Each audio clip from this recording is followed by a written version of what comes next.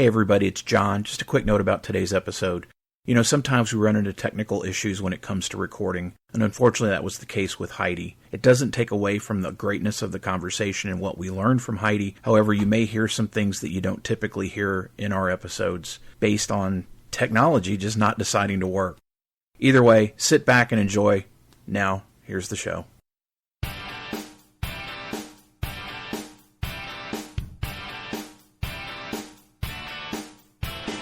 Hello and welcome back once again to the HR Social Hour Half Hour Podcast. This is episode 235. Jon and Wendy, welcome back, Heidi Pancake. I'm your host, Jon. And I'm Wendy. How are you, Jon? Wendy, I'm well, and it's September. We are excited that we are once again, this episode, being sponsored by our friends over at Namely. Yay, Namely. I think it's fair to mention at this point, Wendy, you are now an end user of Namely. And I am loving it. Quite honestly, it is excellent on the end user side. So excited to be able to see that. You know, we've talked about it. We love Namely. We've worked with them for a long time.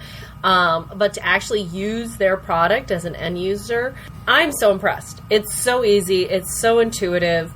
I have zero complaints. I've used so many different systems from homegrown to, Workday.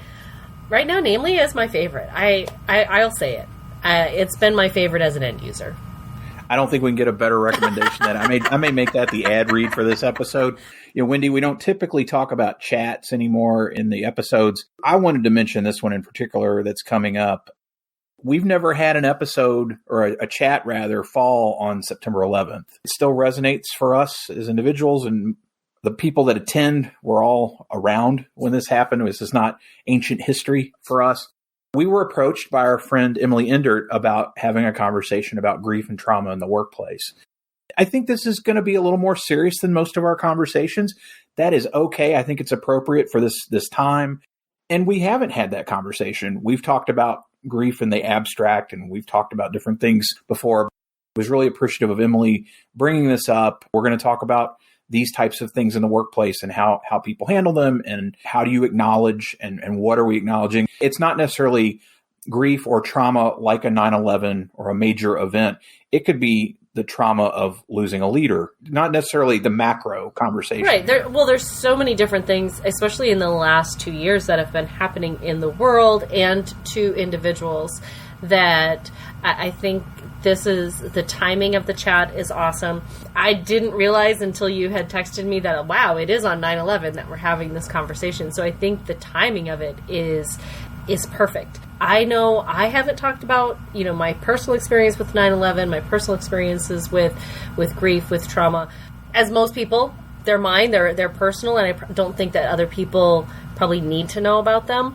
I don't know how much I'm going to share. None of us do until we get into that moment and see how comfortable folks feel there. So I really hope that I feel comfortable enough. I hope others feel comfortable enough to share their experiences with that, because there is some healing that happens when you are open about your experiences and allowing others to share theirs. I do want to say that we are not going to have a competition, a one-upsmanship.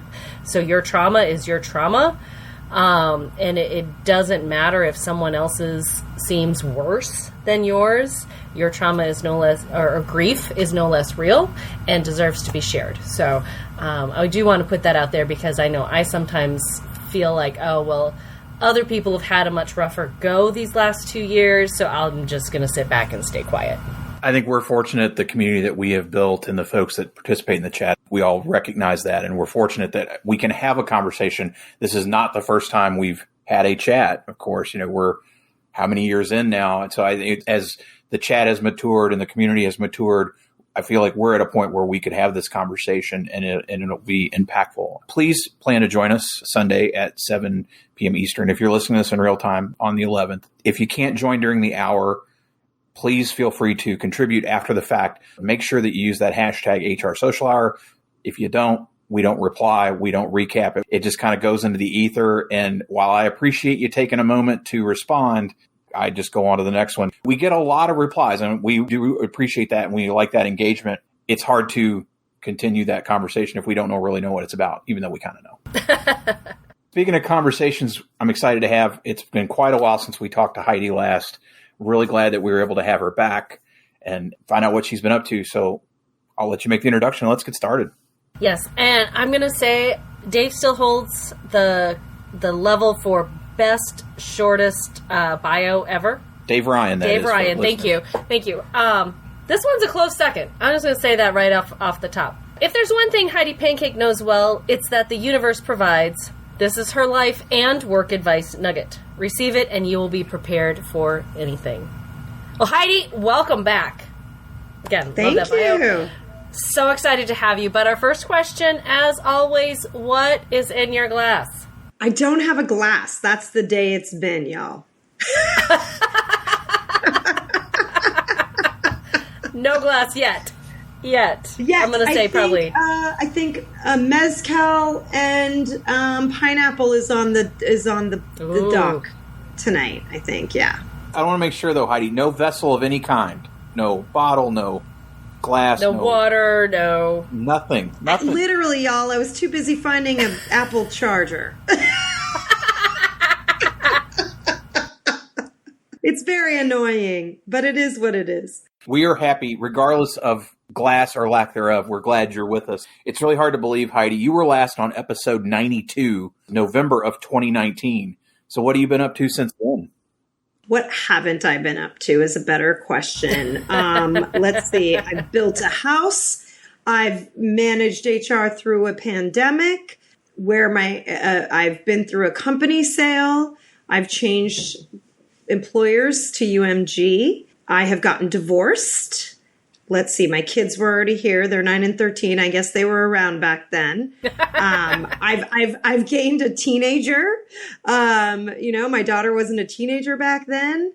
I mean, it's been the busiest of pandemic eras. Like you've been through other pandemics? I mean, you have that comparison to do. Life is a pandemic, isn't it? There's a new song or a new meme to. I thought it was a cabaret, but it could be a pandemic as well. Yeah, I don't know. I think our cabaret days are behind us, John. My friends. Oh. All right. Well, you did mention that you are now with Universal Music Group. So, we're all expecting, many photos and opportunities of all the famous folks that I'm sure you're just, they're just walking around, right? Kind of want to know a little bit, diving into the music industry and what are some of the unique challenges in HR that you see in this industry? Yeah, it's a really interesting, I've done lots of different industries, at least 6.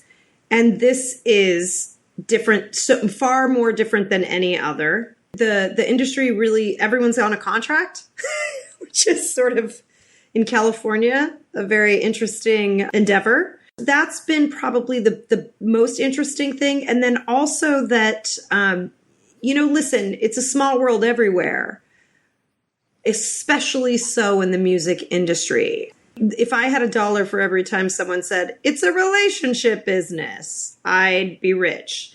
And as someone who was surprise divorced in 2020, I'm not buying relationship business being the best, the best way to lean in, if I'm being honest. I mean, I think, in this day and age, there's probably something to reflect on in that statement. Is it a challenge, particularly entertainment, music, beyond the relationship piece? Is it challenging finding creatives? We just had Bonnie Natko on a couple weeks ago, and she was talking about creatives when it comes to advertising and marketing. Mm-hmm. Are you seeing similar challenges in that respect? Yeah, I think the bigger challenge is we have new competitors, right? It used to be that you're going to work at one of the labels, but now you've got Amazon Music, you've got Apple Music, you've got streaming, you got Twitch, right? You've got TikTok who's creating their music side. What makes it hard and difficult where it wasn't so much before, where everyone was clamoring to be at a label, is that you're competing with tech companies. And that really changes the sort of employment environment, right? Like they're throwing money, they're throwing status, whatever it is they can with the monies that they have backing them is very different than a traditional entertainment company. As you talked about, made it through this pandemic era and in that switching jobs, what's something, Heidi, that's really surprised you from an HR perspective with the HR community? What surprised you since the beginning of the pandemic? That's a tough one because I think it's been less that I've been surprised and more that I've felt like we've finally gotten to a place that I knew we would get, which is HR is no longer a necessary evil.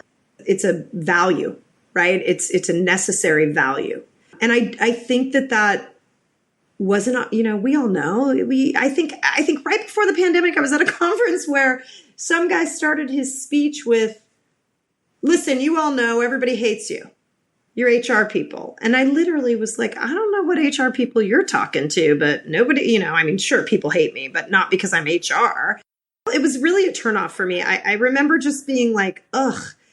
And then, cut to like not even 6 months later, because I think it was California Pyra that it happened. It was sort of like this moment where everybody suddenly wanted to be in our Zoom room, in our office, and not to complain, but to get support, to understand how people work, how to approach difficult conversations. And then the George Floyd murder happened, and then it was even leaning in further, right? There was this intrinsic knowledge that people had that we were going to know how to handle this stuff, and they could count on that. These difficulties, these human challenges, and that we were going to be super valuable in this moment. And, I think that wasn't a surprise to me that that's true at all. It was a relief that we finally got here, that people finally saw that there is a real importance to having folks like us on their staff. It was almost like a relief, but in a negative way. I don't want to say negative, but it was a relief, which sounds really opportunistic, right? Because of the terrible things that happened in order for this to become a realization. But it was sort of like, it was just a defining moment, I think, for the HR industry. We've not talked to anybody out in California for a bit. How are things? Keep saying we're not post-pandemic, but we are in a new stage, a later stage, realistically. What is it like now when it comes to the oversight and what's going on out there? California and Virginia were really kind of at the forefront on both ends of the country as far as things go. Virginia's really slided off on many things, particularly as we had a regime change in the governor's office and things lightened up. What's it like out there right now?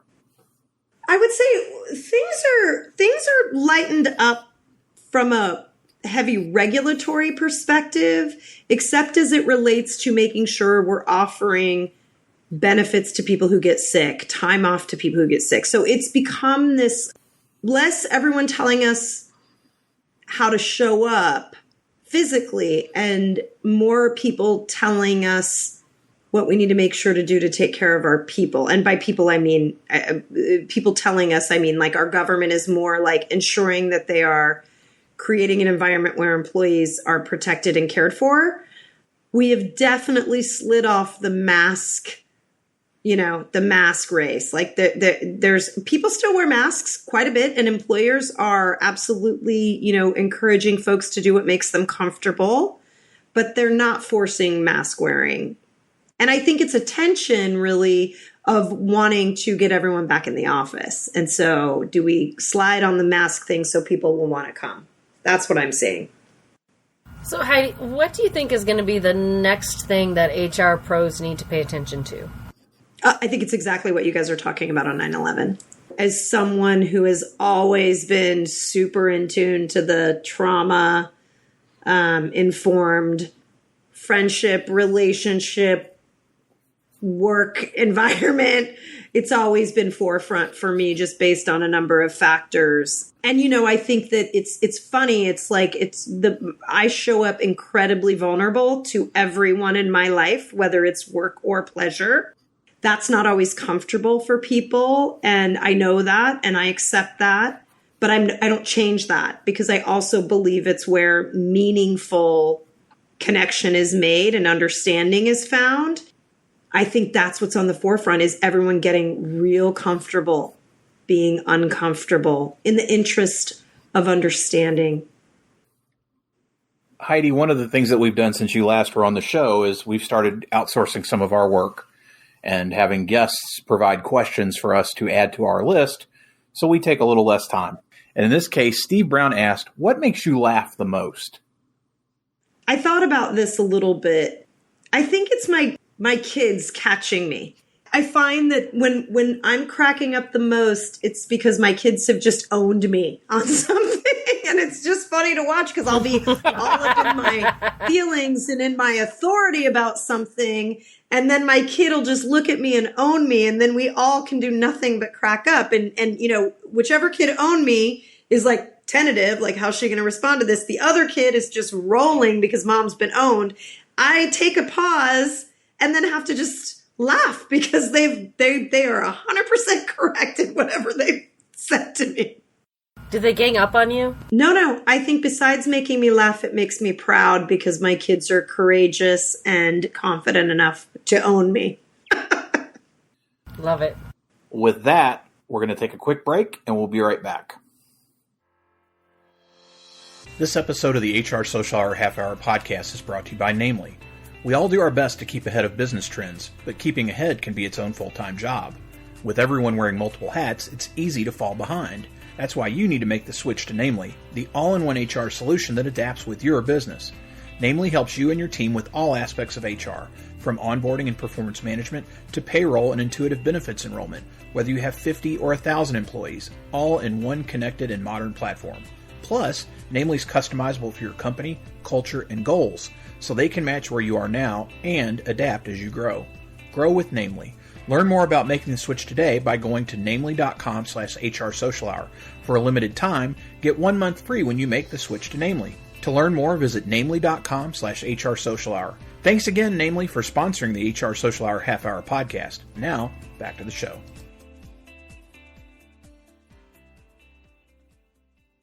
And we are back. Heidi, it is now time for everyone's favorite part of the show, the half-hour question connection. What career did you dream of having when you were a child? So my father was a photographer and we were incredibly poor, but he would always get like Vogue and Vanity Fair and magazines, like high-end magazines. And I was like, I will be the head of one of these magazines. Like, I'm going to be an editor someday. I don't think I even knew it was called an editor, but I was like, I'm going to do this someday. Heidi, who's one person you've gained your network in the last year that you think more people should know? Ooh, this is good. One person I gained in my network that more people should know. Aaron Backman. I think it's been about a year. He's a recruiter in the tech space. I like him. He's got a lot of courage and a lot of moxie, and I really appreciate that about him. All right, Heidi, if you could go back to the start of your career, what's one piece of advice you would give yourself based on what you know now? Stop second guessing everything that comes out of your mouth just because other people don't like it. Heidi, I've been looking forward to asking you this question because I've enjoyed our conversations over the years about this very topic. Your favorite or your most memorable live performance you've ever attended? Okay, Jon, I could not wait to say all of this to you. I'm going to say two, because two things happened this year. So I work for a record company and, I'm HR and I'm not the type who's going to be like, hey, can I get tickets? That's just not my nature. Right. And a coworker said to me like, hey, I think we have extra tickets to Paul McCartney. Go ask this person. There might be some. It was the night of the concert, right? It was a Friday at like 1 p.m. And I was like, okay. And, being a part-time single mom now, there are actual weekends where I don't have to find childcare, and this happened to be one of them. I sort of sheepishly said, like, hey, I heard maybe if nobody else is interested. And she was like, drive to the Capitol building right now and I'll have 2 tickets for you. I was elated. I was like, oh my God, I'm going to see Paul McCartney. This is amazing. I was not prepared for the fact that I would be 30 rows from the stage, Jon. Wow. 30 rows from the stage. Nice. It was remarkable. It was remarkable. What was the venue? Oh, it was at the Forum. But when I met my son in Ethiopia, I played music for him to sort of calm him. You know, he's in this hotel with these strange people all of a sudden. And it was Michael Franti. And he just immediately had this laser focus. And I may have talked about this on our last call. And it was clear this kid music is his soul. And that has proven to be true, Jon. He plays the piano like nobody's business. He's taught himself up until we got him a teacher. I mean, he's amazing. I've looked for shows to take him to because I'll go to a concert and he's like, you never take me. And I'm like, oh, they start at 8 p.m. and you're a kid and it's a weeknight, whatever. But this summer, Michael Franti happened to be in LA. And he was at the Ford, which I've never been to. I thought I had, but I realized when we got there that I hadn't. The Ford holds 1,200 people, Jon. I then said to myself, what's this VIP experience? I'm going to look into it. And I clicked on it and I bought VIP experience. And we sat in a room with Michael Franti and 12 other people while he sang acoustic and told stories about his life and took pictures with him. And I cried through most of it because he is also a black man adopted by white parents. And my son sang every word to every song and he danced the entire night. He did not sit down once. And he was even up on stage, my son, like Michael Franti let all the kids come on stage. I mean, it was literally, I don't know how I'm going to top that for him. Wow. That's awesome. Yeah. So cool. So, Heidi, if you could be on any TV show, either as yourself or as a character, what would it be? I want to be a mom on Never Have I Ever. Because I'm the cool mom. I don't even know what that show is. I don't know what... I've heard of it, but I don't know that Is that like a Nickelodeon one? No, it's Mindy Kaling. Oh, okay. Mindy Kaling, okay. Recently, it was announced that it's going to be Heidi Pancake Day all around the world. What are we doing to celebrate? One kind thing for someone you don't know very well. Actually...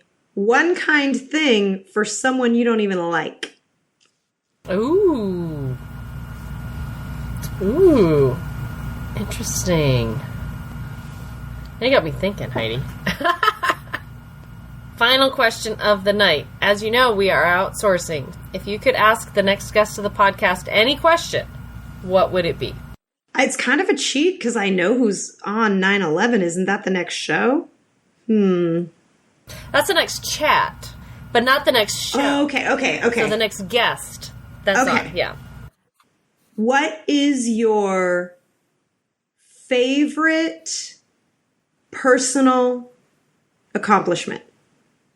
Heidi, it's now in the book. It will be asked very soon to a guest. To no surprise, even with some of the technical glitches that we've had, amazing conversation. It was so great to hear that you've got such good things going on. I appreciate the challenge of your day because, it's a lot to think about. Who would we want to do something good for that we may not necessarily like?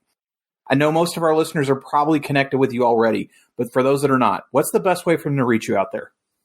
Pancake HR is my only social. I'm on LinkedIn. There's not a lot of Heidi Pancakes. So that's where you can find me. Oh, Twitter. Pancake HR is on Twitter. Sorry, I should have said that.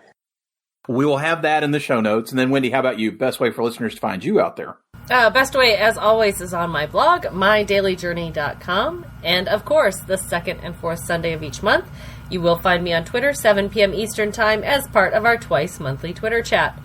How about you, Jon? Once again, thanks to Namely for sponsoring this episode. Be sure to check out namely.com/HR Social Hour to learn more. As for me, johnthurman.com for all things Jon Thurman. And for the show, HR Social Hour Podcast.podbean.com. Listen, rate, review, share, and follow or subscribe or whatever they call it on the platform you're listening to this episode. If you do that, you will get a new episode each and every week. International listeners, we would love to talk to you about music, HR, or whatever you've got going on. It is easier for us to hear from you, though, than for us to get in touch. So reach out and we'll start those conversations. Heidi, again, appreciate being with us. And so for the HR Social Hour Half Hour Podcast, I'm Jon. And I'm Wendy. And as always, be sure to connect, give back, and network. Network. Take care, everybody. We'll see you soon.